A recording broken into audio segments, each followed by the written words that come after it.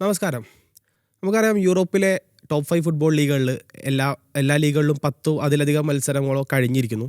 അതാത് ലീഗുകളിലും ഓരോരോ പ്രധാനപ്പെട്ട സ്ട്രൈക്കർമാർ ഗോൾ അടിച്ചു കൂട്ടുന്ന ഒരു കാഴ്ച നമ്മൾ കണ്ടിട്ടുണ്ട്. ഇപ്പോൾ ലാ ലീഗയിലേക്ക് വരുമ്പം കിലിയൻ എംബാപ്പയാണ്, പ്രീമിയർ ലീഗിലേക്ക് വരുമ്പോൾ അത് എർലിംഗ് ഹാലൻഡാണ്, ബുണ്ടസ് ലീഗയിൽ ഹാരി കെയ്നാണ്. അങ്ങനെ ഓരോരുത്തരും സ്വന്തം ടീമിൻ്റെ ടോപ്പ് സ്കോറർ എന്നതിനപ്പുറത്തേക്ക് കളിക്കുന്ന ടൂർണമെൻറ്റിലെല്ലാം ടോപ്പ് സ്കോറർ പട്ടികയിൽ ഇടം പിടിക്കുന്ന 3 താരങ്ങളാണ്. ഇവർ 3 പേരുമാണ് നിലവിൽ യൂറോപ്യൻ ഗോൾഡൻ ഷൂവിനുള്ള റേസിൽ മുൻപന്തിയിൽ നിൽക്കുന്ന 3 പേരുകൾ. അപ്പം ഇതുവരെയുള്ള പെർഫോമൻസ് ഈ ഒരു സീസണിൽ കളിച്ചിട്ടുള്ള 10 14 മത്സരങ്ങൾ വെച്ചിട്ട് ആരാണ് ഒരു മികച്ച സ്ട്രൈക്കർ, ഈ കൂട്ടത്തിൽ ഏറ്റവും മികച്ച സ്ട്രൈക്കർ ആര് എന്നുള്ളൊരു ചോദ്യത്തിനുള്ള ഉത്തരമാണ് നമ്മളിന്നിവിടെ ചർച്ച ചെയ്യുന്നത്. അപ്പം ഹരിയും സെയ്തുമാണ് എന്നോട് കൂടെ ഉള്ളത്. അപ്പോൾ എങ്ങനെയാണ് ഒരു സ്ട്രൈക്കർ, ഒരു മോഡേൺ ഡേ സ്ട്രൈക്കർ എന്ന് പറഞ്ഞു കഴിഞ്ഞാൽ വെറും ഗോളടിച്ച് കൂട്ടി ടാലിയിൽ മേലെ എത്തിയാൽ മതിയോ? അതിലപ്പുറത്തേക്ക് ഒരു സ്ട്രൈക്കറിന് അല്ലെങ്കിൽ ഒരു സെൻറ്റർ ഫോർവേഡിന് മറ്റെന്തെങ്കിലുമൊക്കെ ചെയ്യാനുണ്ടോ? ഒരു പണ്ടൊക്കെ ഒരു 4-4-2 ഒരു ട്രഡീഷണലായിട്ട് 2 സ്ട്രൈക്കർ 4 മിഡ്ഫീൽഡേഴ്സ് അങ്ങനത്തെ ഒരു പൊസിഷനിൽ കളിക്കുന്ന കാലത്ത് സ്ട്രൈക്കർമാർ കൂടുതലും 2 സ്ട്രൈക്കർമാർ അപ്പ് ഫ്രണ്ട് നിൽക്കുകയും മിഡ്ഫീൽഡ് 2 വിങ്ങർമാർ, അങ്ങനെ ട്രഡീഷണൽ ഇത്. ഇപ്പോൾ അവിടുന്ന് മോഡേൺ ഡേ ഫുട്ബോളിൽ ഇപ്പോൾ കാര്യങ്ങൾ മാറിയിട്ടുണ്ട്. ഇപ്പം ഒരു ഫോൾസ് 9 എന്ന രീതിയിലാണ് പെപ്പിൻ്റെയൊക്കെ ടീമിൽ സ്ട്രൈക്കർ കളിച്ചുകൊണ്ടിരുന്നത്. അത് സ്ട്രൈക്കർ പിറകോട്ട് ഇറങ്ങി വരികയും ബോൾ റിസീവ് ചെയ്ത് വിങ്ങേഴ്സിനെ കളിയിലേക്ക് ഇൻവോൾവ് ചെയ്ത്, അപ്പോൾ അങ്ങനെ നോക്കാൻ നമ്മളിപ്പോൾ ഈ പറഞ്ഞ ലിസ്റ്റിൽ ബയൺ മ്യൂണിക്കിലെ ഹാരി കെയ്നാണ് ഇപ്പോൾ ഒരു പെർഫെക്റ്റ് സ്ട്രൈക്കർ എന്ന് പറയാൻ പറ്റുന്നത്. ഹാരി കെയ്ൻ മുമ്പ് സ്പേഴ്സിൽ കളിക്കുമ്പോഴും അങ്ങനെ തന്നെയായിരുന്നു. എല്ലാ കൊല്ലവും ഗോളടി സ്റ്റാറ്റ്സ് നോക്കുമ്പോൾ മുൻപന്തിയിൽ ഉണ്ടാവുമെങ്കിലും അദ്ദേഹത്തിൻ്റെ ഇൻവോൾവ്മെൻറ്റ് അതിനേക്കാൾ ഒരുപാട് മുകളിലായിരുന്നു. സ്ഥിരമായി മിഡ്ഫീൽഡിൽ ഇറങ്ങി വരിക, ടീമിനെ ഹെൽപ്പ് ചെയ്യുക, ഒരു ലിങ്ക് പ്ലേ ഒക്കെ ആദ്യമേ ഒരുപാട് വർഷമായിട്ട് ഹാരി കെയ്നാണ് ഇപ്പോൾ ഈ കൂട്ടത്തിൽ. ഇപ്പം നമ്മൾ മൊത്തം ലോകത്തിൽ നോക്കുമ്പോൾ ഇപ്പോൾ ലെവൻഡോസ്കിക്ക് ശേഷം ഒരുപക്ഷെ ഇപ്പോഴത്തെ ലോകത്ത് ഏറ്റവും നല്ല സ്ട്രൈക്കർ എന്ന് പറയാൻ പറ്റുന്നത് ഹാരി കെയ്നായിരിക്കും. ഈ ഹാലൻഡിനെ പറ്റി പറയുകയാണെങ്കിൽ ഒരു ഫിനിഷറിൽ നിന്ന് ഒരു കംപ്ലീറ്റ് ഫോർവേഡിലേക്കുള്ള ഒരു ട്രാൻസിഷൻ നടന്നൊരു വർഷമാണ് ഈ വർഷം. കാരണം കഴിഞ്ഞ വർഷങ്ങൾ നമ്മൾ നോക്കിയാൽ മനസ്സിലാവും ഹാലൻഡ് ഒരു ലിങ്ക് പ്ലേ എന്നതിലൊക്കെ ഉപരി ഒരു പ്രോപ്പർ ഫിനിഷറായിരുന്നു. അത് മറ്റ് പലർക്കും ചെയ്യാൻ പറ്റാത്ത ഫിനിഷുകൾ, ഹെഡ് കൊണ്ടായാലും കാലുകൊണ്ടായാലും ഇടത്തെ കാലായാലും വലത്തെ കാലായാലും. പക്ഷേ ഇപ്പം KDBനെ പോലെ അല്ലെങ്കിൽ ബെർണാഡോ സിൽവനെ പോലെ മിഡ്ഫീൽഡേഴ്സ് ഉള്ളപ്പോൾ പുള്ളി കൂടുതലും ഫ്രണ്ടിൽ ബോൾ വെയിറ്റ് ചെയ്ത് നിൽക്കുകയും ചാൻസ് കിട്ടിയ ഹാഫ് ചാൻസുകൾ വരെ കൺവേർട്ട് ചെയ്യുകയും ചെയ്യും. പക്ഷേ ഈ ഒരു വർഷം നമ്മൾ ശ്രദ്ധിക്കുകയാണെങ്കിൽ ഹാലൻഡിൻ്റെ സ്റ്റൈല് നന്നായി മാറിയിട്ടുണ്ട്. ഹാലൻഡ് കൂടുതൽ ഇൻവോൾവ് ആവുന്നുണ്ട്. ഒരു കംപ്ലീറ്റ് സ്ട്രൈക്കറിലേക്ക് ഹാലൻഡ് മാറിക്കൊണ്ടിരിക്കുകയാണ്. പിന്നെ എംബാപ്പെ നമുക്കറിയാം, എംബാപ്പെ വളരെ ചെറിയ പ്രായം തൊട്ടേ എംബാപ്പെ ഒരു പ്രോപ്പർ സ്ട്രൈക്കറായിട്ട് വന്ന ആളല്ല. ഒരു ലെഫ്റ്റ് വിങ്ങിൽ നിന്ന് കട്ട് ചെയ്ത് അടിക്കുന്ന ഇതാണ് എംബാപ്പേനെ. നമ്മൾ ഈ പറഞ്ഞ പോലെ ഇപ്പോൾ റിയലിൻ്റെ കഴിഞ്ഞ വർഷം മോശം സീസൺ എന്ന് പറയുമ്പോൾ എംബാപ്പേൻ്റെ ഗോൾ സ്കോറിങ് നോക്കിയാൽ മികച്ച സീസൺ തന്നെയാണ്. അപ്പോൾ എംബാപ്പെ വളരെ കൺസിസ്റ്റൻ്റ് ആയിട്ട് ഇപ്പോൾ ഫ്രാൻസിന് വേണ്ടി കളിക്കുമ്പോഴും അദ്ദേഹം ഒരു ലെഫ്റ്റ് വിങ്ങിൽ നിന്ന് കട്ട് ചെയ്ത് അകത്തോട്ട് വന്ന് അങ്ങനത്തെ ഒരു ഇതാണ് കൂടുതൽ കണ്ടിട്ടുള്ളത്. നമ്മളൊരു മികച്ച സ്ട്രൈക്കർ ആര് എന്ന് ചോദിച്ചപ്പോൾ 3 പേരും 3 സ്റ്റൈലിൽ കളിക്കുന്ന ആളുകളാണ്. ഇപ്പം നമ്മളെ മൊത്തം എക്സ്പീരിയൻസ് എല്ലാം കൂടി നോക്കുമ്പോൾ ഇപ്പോൾ വേൾഡ് നമ്പർ 1 സ്ട്രൈക്കർ എന്ന് പറയാം എൻ്റെ ഒരു അഭിപ്രായത്തിൽ ഹാരി കെയ്ൻ തന്നെയാണ്. ഇപ്പോൾ ഹാരി കെയ്ൻ്റെ കാര്യം പറഞ്ഞു, നമുക്കറിയാം അത് ബുണ്ടസ് ലീഗയാണ്.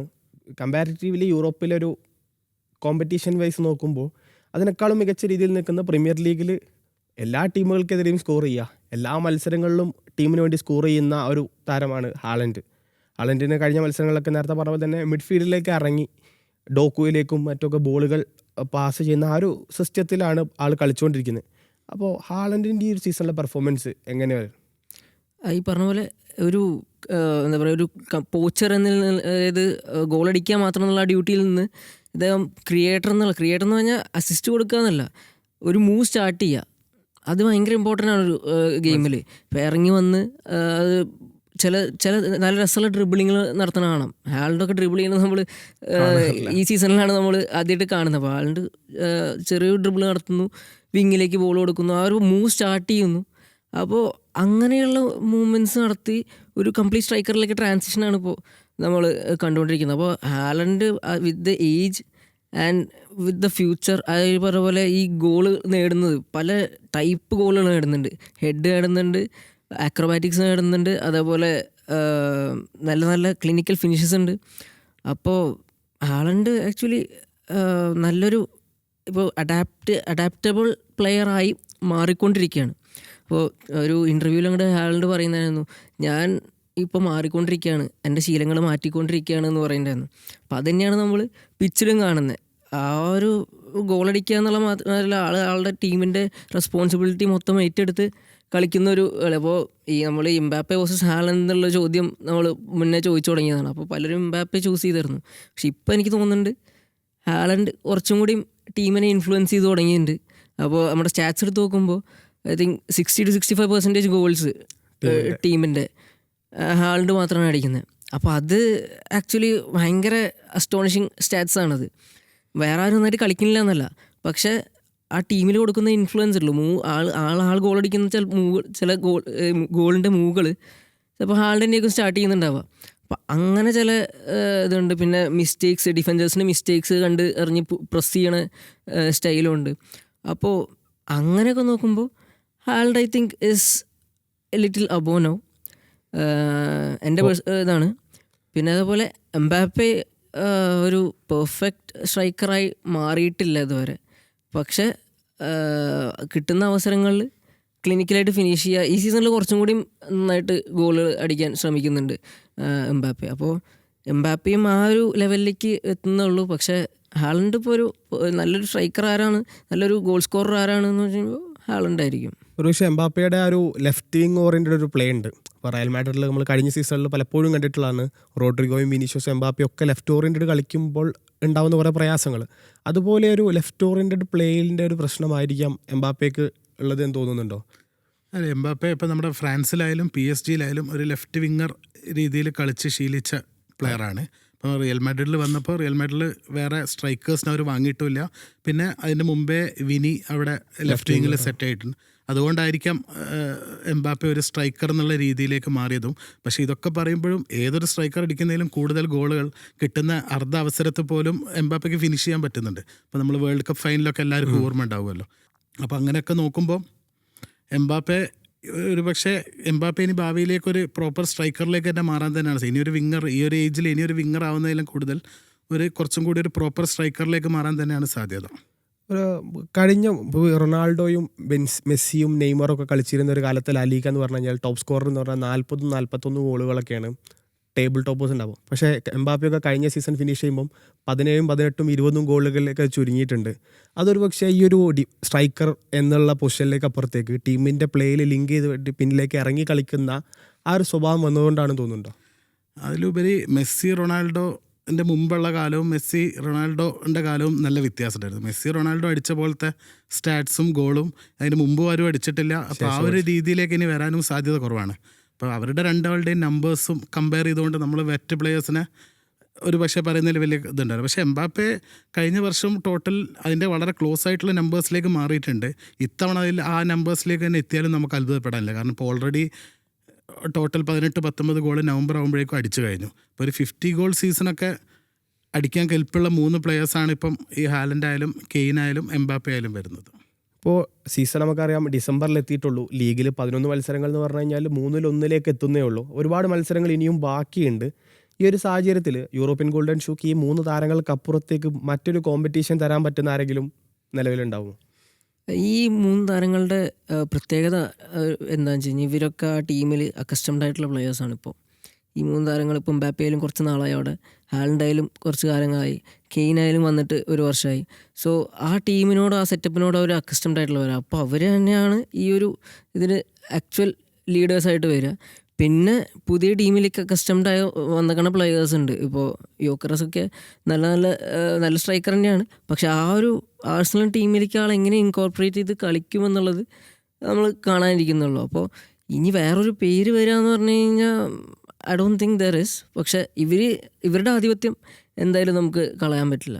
വേറെ സാധ്യതകളുണ്ടോ? വേറെ ആരെങ്കിലും എത്തിപ്പെടാനുള്ള സാധ്യതകൾ? ഇപ്പോഴത്തെ നമ്മുടെ മൊത്തം ഇത് നോക്കുമ്പോൾ അങ്ങനെ ഒരു ഗോൾ സ്കോറർ എന്നുള്ള രീതിയിൽ വേറൊരു പ്ലെയറെ നമുക്ക് ഇപ്പം ബാർസലോണ ആയാലും ഇപ്പോഴും ലെവൻഡോസ്കിയാണ് ബാർസലോണയുടെ ടോപ്പ് സ്കോറർ.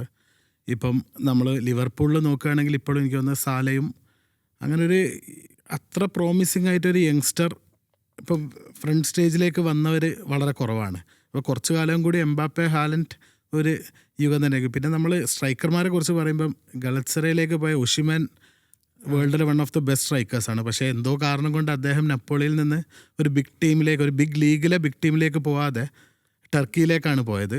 അത് ഒരു പക്ഷേ അടുത്ത വർഷമൊക്കെ ബാർസലോണക്കായിരിക്കുമല്ലോ അടുത്ത വർഷം ഒരു സ്ട്രൈക്കർ. ബാർസലോണയൊക്കെ തിരിച്ച് ഒഷിമനെ ലാലിഗയിലേക്ക് കൊണ്ടുവരികയാണെങ്കിൽ ഒരു പക്ഷേ ഈ എംബാപ്പയോടൊക്കെ ഇതിൽ തന്നെ നിൽക്കാൻ പറ്റിയൊരു പ്ലെയറായി മാറാൻ സാധ്യതയുള്ള പ്ലെയറാണ് ഒഷിമൻ. നമുക്ക് യൂറോപ്യൻ ഗോൾഡൻ ഷൂവിൻ്റെ കേസിൽ പ്രത്യേകിച്ച് പറയാനുള്ളത്, കഴിഞ്ഞ വർഷം യോക്രസ് കൂടുതൽ ഗോൾ അടിച്ചിട്ടും പോയിന്റ് ടാലിയുടെ ഒരു പ്രശ്നം കാരണം എംബാപ്പയ്ക്ക് കൊടുത്തു എന്നുള്ളതായിരുന്നു വലിയൊരു ചർച്ചാ വിഷയം. ഇപ്പം ഗലറ്റസറായിൽ ഒഷിമൻ ഗോൾ അടിച്ച് കൂട്ടിയാലും കൂടുതൽ ഒരുപാട് അധികം ഗോളുകൾ അടിച്ചാലേ യൂറോപ്പിലെ ടോപ്പ് 5 ലീഗുകളിൽ നിന്നുള്ള പ്ലെയേഴ്സിനെ മറികടക്കാൻ പറ്റുമോ എന്ന് പറയുന്നുണ്ട്. ആ ഒരു പോയിന്റിംഗ് സിസ്റ്റം ശരിക്കും ഫെയർ ആയിട്ട് തോന്നിയിട്ടുണ്ടോ? അത് നമ്മൾ കോമ്പറ്റീഷൻ എന്നുള്ള രീതിയിലാണ് അത് കാണുന്നത്. അപ്പം നമ്മൾ EPL ആയാലും ലാലിഗയിലായാലും അടിക്കുന്ന ഗോളിൻ്റെ അത്ര എളുപ്പമല്ല, അതിനേക്കാൾ എളുപ്പമാണ് ഈ മറ്റേ ചെറിയ ലീഗ് കളിക്കുന്നത് എന്നുള്ള രീതിയിലാണ്. പക്ഷേ അത് ഫെയർ അല്ല. ഫുട്ബോൾ ഇപ്പോൾ അവരുടെ ടീമായാലും ഇപ്പോൾ ആ ലീഗിലായാലും എല്ലാം അതുപോലത്തെ ടീമുകളാണല്ലോ. അപ്പം അവിടെ അടിക്കും ഗോള് ഒരു യൂറോപ്യൻ ലീഗിൽ ഏത് ടീമിൽ ഗോൾ അടിച്ചാലും അത് ഗോളായിട്ട് തന്നെ കാണണമെന്നാണ്. എനിക്കും അതിനോട് യോജിക്കാനാണ്. കാരണം യോക്രസ് ഒക്കെ കഴിഞ്ഞ സീസണിൽ എംബാപ്പേക്കാളും എത്രയധികം ഗോൾ അടിച്ചിട്ടുണ്ട്. പക്ഷേ ഈ ആ പോയിന്റ് അവർ കൊടുക്കുന്ന പോയിന്റ് അനുസരിച്ച് അത് മാറുകയാണ്. അപ്പോൾ സംഭവം എന്താണെന്ന് വെച്ച് കഴിഞ്ഞാൽ ഇവിടെ ഇപ്പോൾ ഫോർ എക്സാമ്പിൾ ഇപ്പോൾ ലാലിഗ എടുക്കുകയാണെങ്കിൽ ലാലിഗയിൽ ഒപ്പം കളിക്കുന്ന കളിക്കാർക്കും നല്ല ക്വാളിറ്റി ഉണ്ട്, എതിരെ വരുന്ന കളിക്കാർക്കും അതിനനുസരിച്ച് ക്വാളിറ്റി ഉണ്ട്. അതേപോലെ മറ്റേ ലീഗിൽ കാര്യം ആലോചിച്ച് നോക്കിയോ, പോർച്ചുഗീസ് ലീഗിലാണെങ്കിൽ ഒപ്പം കളിക്കുന്ന പ്ലെയേഴ്സിനും അത്ര ക്വാളിറ്റി കുറവായിരിക്കും. അപ്പോൾ ഈ ഇതിൽ കിട്ടുന്ന അത്ര ചാൻസസ് ചിലപ്പോൾ അല്ലെങ്കിൽ പ്രൊവൈഡേഴ്സ് ചിലപ്പോൾ മറ്റു ലീഗിൽ കിട്ടിയിരുന്നില്ല. കാര്യമായിട്ട് നേടിയാനില്ലെങ്കിൽ നമുക്ക് മൈൻഡ് ചെയ്യാൻ തോന്നുന്നു. അപ്പോൾ യൂറോപ്യൻ ടോപ്പ് 5 ലീഗുകൾ എന്നുള്ളതൊക്കെ ഒരു മിത്ത് എന്നുള്ളതിലപ്പുറത്തേക്ക് ഗോൾ എന്നാൽ ഗോളാക്കി മാറ്റണം, എല്ലാ ഗോളുകൾക്കും ഈക്വൽ വാല്യൂ കൺസിഡർ ചെയ്യണം. അതുപോലെ തന്നെ യൂറോപ്യൻ ഗോൾഡൻ ഷൂവിലേക്ക് എംബാപ്പയാണോ ഹാലൻഡാണോ അതുപോലെ കെയ്നാണോ എത്തുക എന്നുള്ളതൊരു ഒരു വലിയൊരു തീരുമാനം. ഇനിയും ഒരുപാട് മത്സരങ്ങളുണ്ട്. ഒരിക്കലും നമുക്ക് ആർക്കും പ്രെഡിക്റ്റ് ചെയ്യാൻ പറ്റാത്തൊരു രീതിയിലാണ് അതിൻ്റെ ഒരു കുതിപ്പ് നടന്നുകൊണ്ടിരിക്കുന്നത്. വീണ്ടും കുറച്ചുകൂടി അധികം മത്സരങ്ങൾക്ക് ശേഷം വീണ്ടും ഇതേ വിഷയവുമായി ഇരിക്കാമെന്ന് വിചാരിക്കുന്നു. നന്ദി.